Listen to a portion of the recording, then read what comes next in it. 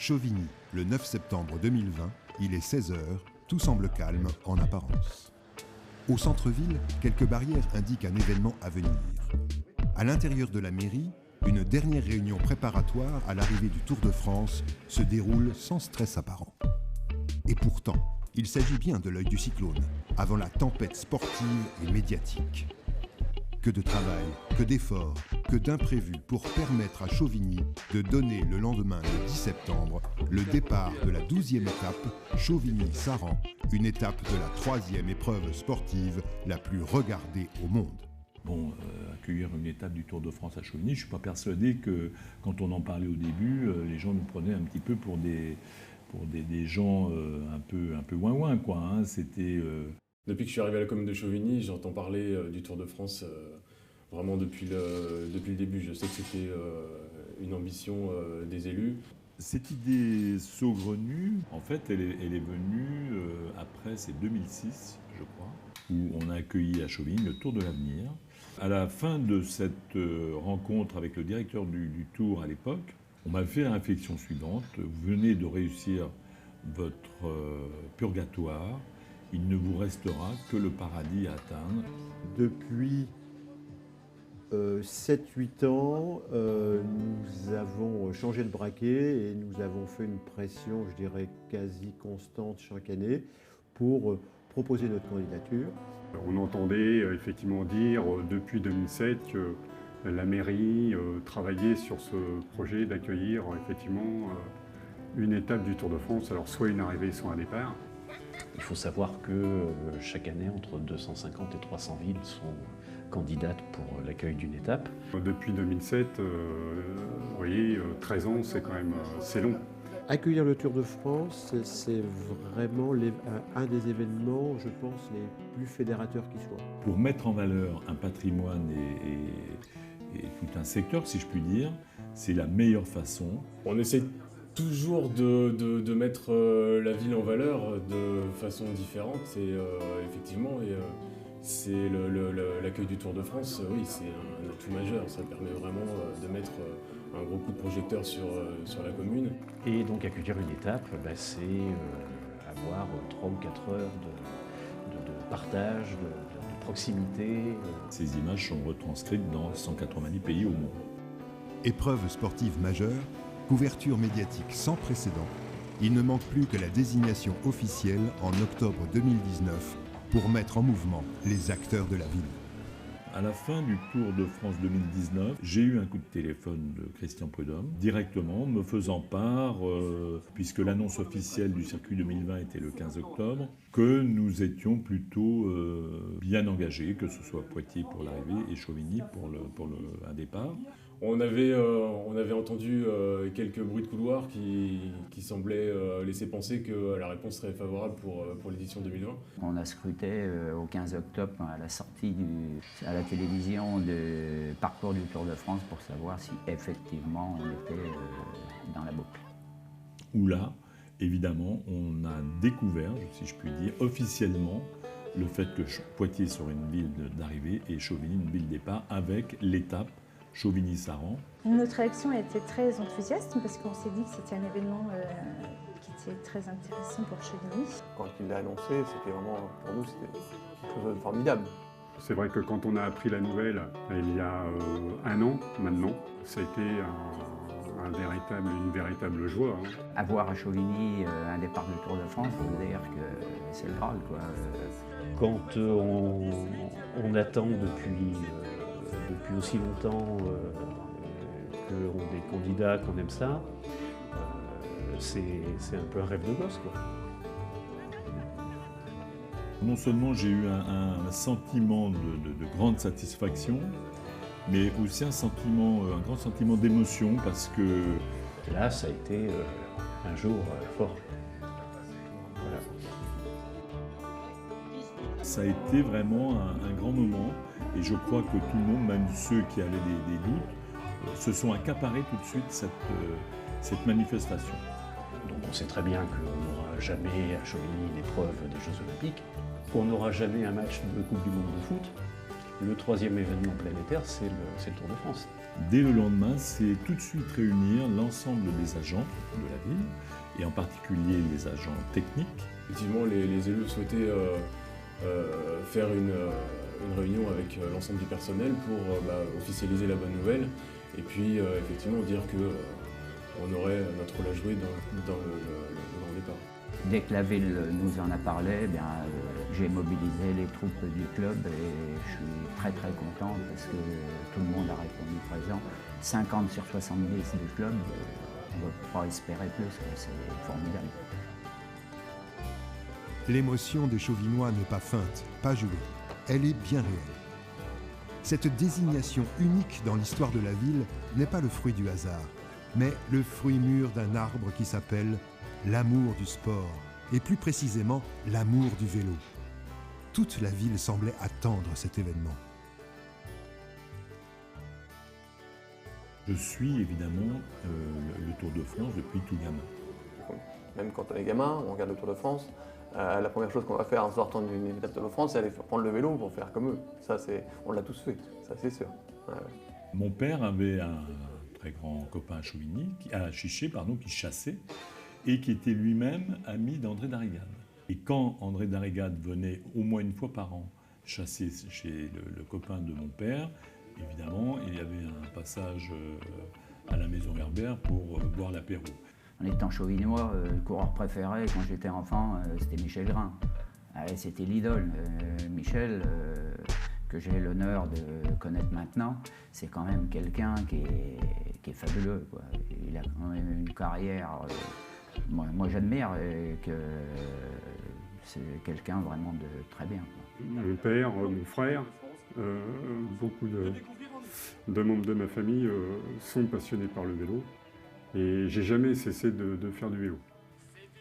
C'est mon père qui nous a transmis cette passion.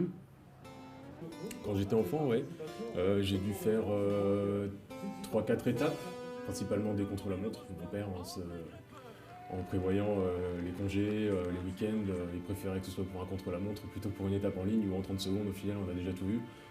Alors les premières courses que j'ai faites, c'était avec le vélo à mon papa. Et j'ai commencé le vélo comme ça. Je suis tombé amoureux du vélo, j'ai toujours fait du vélo. C'est le sport populaire par essence. Le Tour de France, pour moi, ça fait partie du patrimoine. Ça pourrait être auprès de l'UNESCO, patrimoine mondial.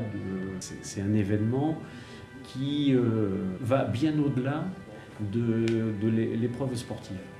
Quand Christian Prudhomme, le directeur du Tour de France, dit que effectivement, c'est notre patrimoine, il a tout à fait raison, c'est le cœur de la France. Le secret rendu public met fin au suspense de la désignation. L'annonce libère les énergies. Grâce à l'amour du sport, et bien plus encore du cyclisme, à la promesse d'une reconnaissance de la ville, les équipes municipales, les commerçants, en passant par les bénévoles, tous vont se mobiliser. Les projets vont fleurir comme les parterres de fleurs qui bientôt décoreront Chauvigny. Les chiffres annoncés à eux seuls donnent la dimension du travail à accomplir pour arriver à ce que tout se passe bien, quoi. Nous, l'objectif, c'était d'impliquer un maximum de personnes au niveau de ce projet parce que c'était un projet phare au niveau de la commune de Chauvigny. À SO, quand ils arrivent, on sent que c'est millimétré. Il n'y a pas de place au hasard. On le ressent déjà quand on reçoit le cahier des charges. On voit que ça va vraiment être très carré. Je dirais que c'est impressionnant, même à un moment donné, angoissant, parce que quand on voit le cahier des charges que nous imposait ASO... Et là, on arrive avec quelque chose qui ne s'est jamais produit avant, donc qui fait peur, enfin, qui peut faire peur, et moi je comprends tout à fait légitimement. Ça bouscule vraiment le quotidien professionnel. On est de petits artisans par rapport à une grande ville qui va recruter les personnes compétentes pendant un temps donné pour pouvoir conduire les projets. Alors qu'à l'échelle d'une commune comme la nôtre, eh bien, on doit un petit peu tout faire, quoi.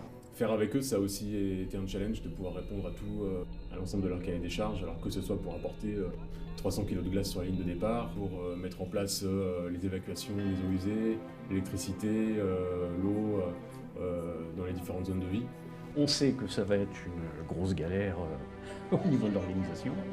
ça, de ce côté-là, on était servi. Mais ça, c'est pas grave. Nous, c'est la première fois, évidemment, comme je l'ai dit, qu'on recevait cette épreuve de taille mondiale, donc on n'avait pas intérêt non plus à se rater localement sur tout ce qui est le fleurissement, etc., l'organisation. On a principalement joué deux rôles. Le premier qui a été le plus long, on va dire presque quand même le plus compliqué, c'était la préparation de la ville, la décoration, le fleurissement. Ça a vraiment débuté quasiment dans la foulée de l'annonce. Le plus dur, c'était le stress. Parce que nous, on travaille avec la nature. La nature, il peut toujours avoir des maladies, la sécheresse due aux températures, un problème mécanique sur la machine qui arrose toutes les plantes, tout ça. On a ensuite les équipes des bâtiments qui ont fait en régie municipale fabriquer toutes les décorations qu'on a pu voir dans la ville. Et à chaque endroit où on pouvait mettre un petit coup de Tour de France, on l'a fait tout en respectant. Si on était dans un milieu rural, de faire quelque chose de un peu rural, et après ce qui était dans la ville un peu moderne. Et puis je pense que c'est une chose qu'on a bien réussi. Moi, par exemple, j'ai commandé des posters, ressorti des maillots, j'avais mis un vieux vélo sur le balcon de mon bureau. Nous avions, nous, une réunion hebdomadaire de coordination générale tous les lundis matins. On est porteur du projet, mais on est aussi les acteurs du projet. Alors c'est à la fois difficile, chronophage, mais c'est très intéressant, quoi. C'est très valorisant. Là, ça permet à tout le monde de vraiment découvrir l'énormité de l'organisation. Le mot est lâché, l'énormité de l'organisation. Mais comme si cela ne suffisait pas, un événement va venir tout compliquer. Un événement planétaire, capable d'arrêter une grande partie des activités humaines à l'échelle de tous les continents, et donc l'activité sportive. Chauvigny va devoir faire face, rebondir. Le virus. Et puis là, cette année, la particularité, c'est que, alors qu'on est en pleine préparation, tout s'arrête mi-mars. Et donc à partir de mi-mars, tout s'arrête, plus d'interlocuteurs. Nous, toutes les animations qu'on avait prévues autour de Tour de France qu'on devait organiser avant, tout a été annulé. Et on se posait la question, même si le Tour de France aurait bien lieu et si on aurait à Chauvigny. C'est vrai qu'il y a une part d'angoisse, surtout en fait l'angoisse qu'on annule définitivement le Tour de France. On apprend tout simplement assez tôt que les Jeux Olympiques sont reportés, que l'Euro de football est reporté. Et donc le troisième événement majeur, c'est le Tour de France. On a dit ça y est, ça va être mort, quoi. Alors après, quand ils ont dit qu'ils changeaient pour le mettre au mois de septembre, après on était tous un peu réticents aussi. Disons qu'on avait un peu peur qu'il soit annulé, mais bon, en tant que commerçant, on avait aussi plus de peur pour nos boutiques et de savoir comment on allait surmonter cette pandémie. 48 heures, je crois, avant l'annonce officielle, le maire me téléphone et il me dit écoute, Christian Prudhomme va annoncer demain ou après-demain que le tour sera reporté en septembre. Je rentrais chez moi un soir à la gauche et coup de téléphone, Christian Prudhomme. Christian m'appelle en me disant écoute, l'épreuve n'est pas annulée. Il est hors de question que ça se passe à huis clos. Et seulement, pour l'instant, la seule chose officielle, c'est le report de 2 mois.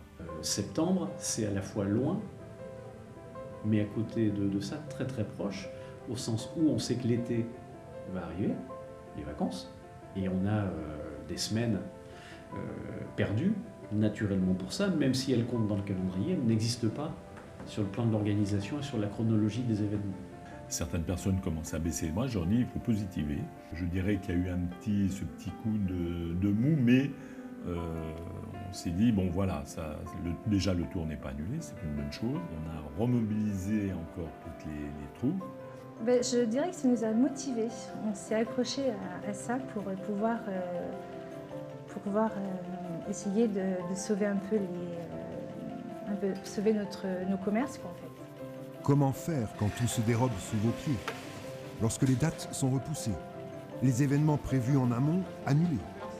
Le Graal sportif semble se briser en ce virus irrémédiablement. Comment remobiliser les troupes, les Chauvinois, alors que l'avenir du pays est en suspens?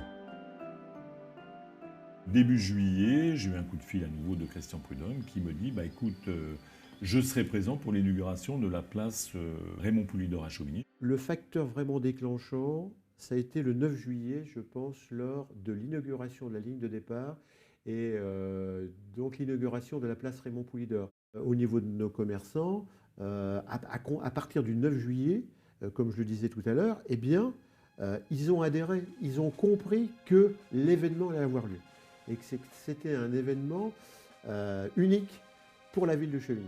Et ben, chaque commerçant pouvait décorer sa vitrine comme il le souhaitait. Et on a eu la chance d'avoir Monsieur Lepay qui nous a décoré nos vitrines avec des peintures. Hein, et on a eu la chance qu'il dessine des peintures sur des vitrines.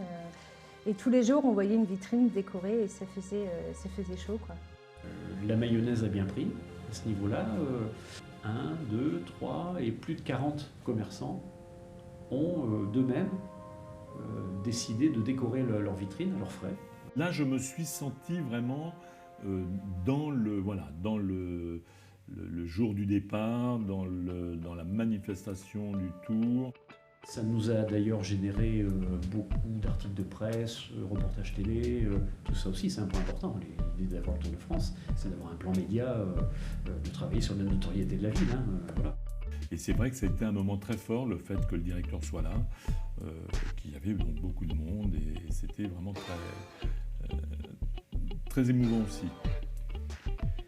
C'est vrai que Raymond, c'était quelqu'un, puis bon, j'ai eu la chance aussi de le connaître après, par Michel Grain, toujours, mais c'était quelqu'un qui était toujours là pour répondre avec le sourire tout le temps. Et puis il perdait, mais bon, c'était pas grave, il ferait mieux la prochaine fois, et il faisait mieux la prochaine fois, c'était vrai, parce qu'il a un palmarès qui est sensationnel. Parce que je pense qu'à la fois les Chauvinois, comme les employés communaux, comme les services de la commune, ont pris conscience que l'événement allait vraiment avoir lieu.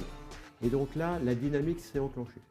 La crainte, la petite crainte qu'on avait, c'était qu'on s'entende dire qu'on soit contraint d'appliquer un huis clos. Avec tout ce qui se passait, on ne savait pas trop s'il aurait eu vraiment lieu, ou s'il y aurait eu vraiment que les coureurs et non de visiteurs. Enfin, on ne savait pas trop, quoi, jusqu'au dernier moment. Jusqu'à la dernière journée, la peur de la reprise de l'épidémie, la peur du huis clos a traversé les esprits. Un événement va réussir à chasser les nuages noirs de l'inquiétude. L'inauguration de la place Raymond Poulidor. Une fois encore, Raymond a réussi des miracles. Franchement, c'était impressionnant parce que toute la nuit, ils ont travaillé toute la nuit. Hein. On entendait, parce que moi j'habite au centre-ville, donc on entendait que ça brassait pas mal. Là. Et le lendemain, c'était... tout était parfait, quoi, comme si... Et ensuite, on a eu une deuxième phase, donc vraiment plus centrée sur le jour J, avec toute la préparation du barriérage, toute la préparation de la mise en circulation, la mise en sécurité de la ville. Plus on approche effectivement de l'échéance, plus on a le nez dans le guidon, hein, sans vouloir faire de jeu de mots. Et puis des choses qui vont du traçage de la ligne de départ jusqu'au démontage, une fois que tout le monde est parti. Et ça nous a vraiment occupé quelques heures. Déjà, eux, ils arrivent avec leur machine. C'est vraiment une machine de guerre, quoi. C'est même beau à voir parce que quand on voit des organisations comme ça fait rêver, quoi. Voilà. Le jour J, ils ont pas le temps de plaisanter, hein. Ils sont là. Même si nous, on nous a dit qu'il ne faut pas passer, au moment où ils doivent passer, il faut laisser passer. Il n'y a pas de secret. Et ce qui est impressionnant, c'est une fourmilière. Quand ils arrivent avec tous leurs camions, tout le monde sait le boulot qu'il y a à faire. Et puis, à la vitesse où c'est monté, démonté, et c'est vraiment bien structuré, en fait. S'il y a une chose qui est incontournable pour ASO, c'est que pour nous, à 11h50, les coureurs devaient être sur la ligne de départ et tout devait être réalisé prêt. Signal Mondiovision, les 190 télés qui retransmettent le Tour commencent à ce moment-là. Et donc, les hommes de l'ombre ont accompli leur tâche, le jour se lève, les bénévoles rentrent en action, la nuit laisse place au public et bientôt aux coureurs. Alors les tâches étaient variables, il y en a qui tenaient des parkings, il y en a d'autres qui étaient dans les carrefours pour faire passer les piétons, ou alors il y en a d'autres, c'était la veille pour préparer la mise en place. Je suis venu le matin, il était 6h15, et donc là c'était des petites fourmis partout, là, ça montait dans tous les sens. C'est une organisation qui est rodée, évidemment, qui est extrêmement professionnelle, qui n'a pas le droit à l'erreur et qui se donne les moyens pour faire que tout se passe bien.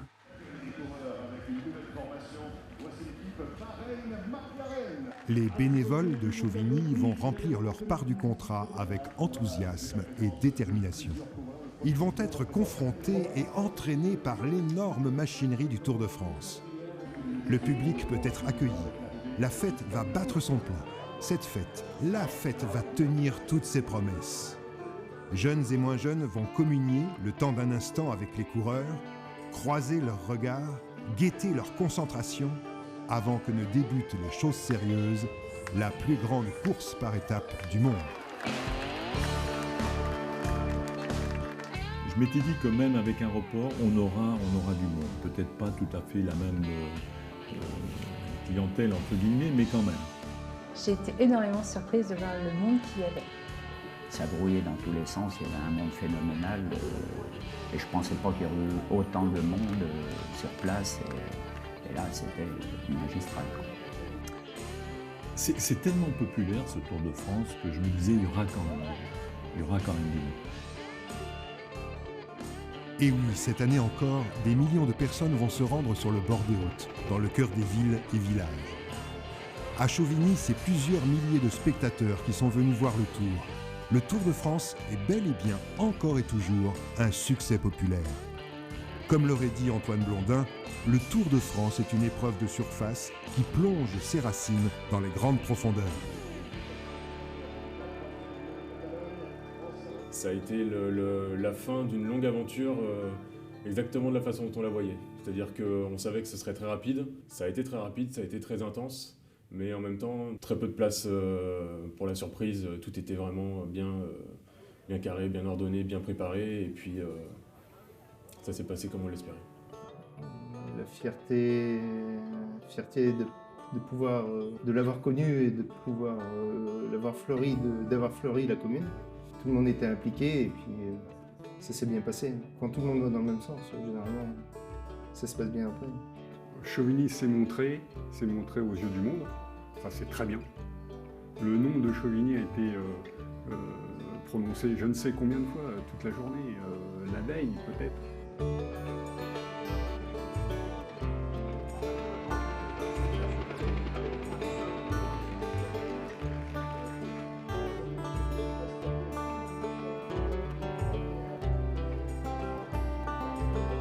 Même Chauvigny c'était un exemple, parce que tout le monde a joué le jeu, puis tout le monde avait l'air content depuis le Tour de France.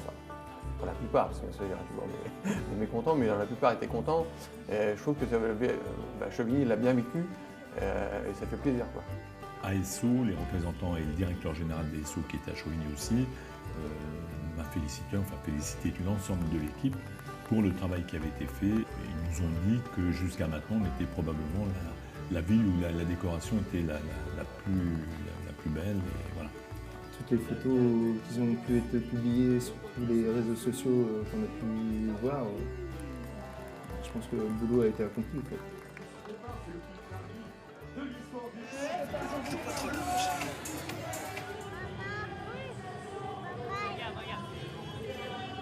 On avait l'impression que ce jour-là, on oubliait tout le reste. C'est festif, c'est coloré, c'est animé.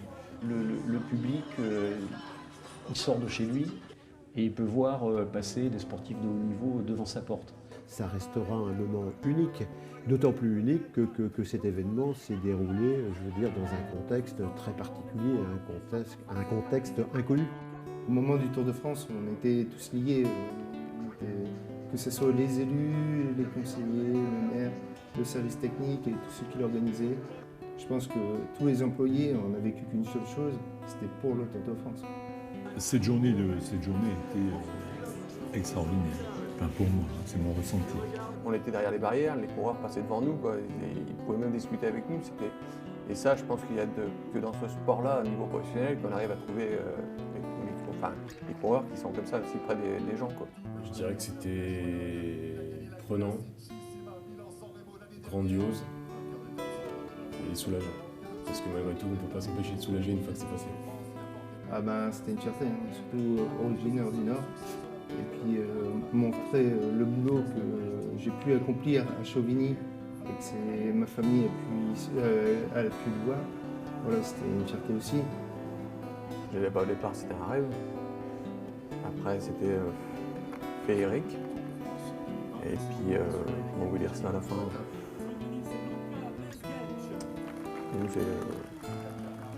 C'était génial parce que, voilà. La nostalgie, empreinte de joie, est déjà là. Les mots pour décrire ces sentiments semblent un peu justes, un peu vains. On retiendra festif, coloré, unique, extraordinaire, grandiose, mais peut-être encore plus important, fier et uni. Voilà les impressions laissées par cet événement sportif unique, le Tour de France.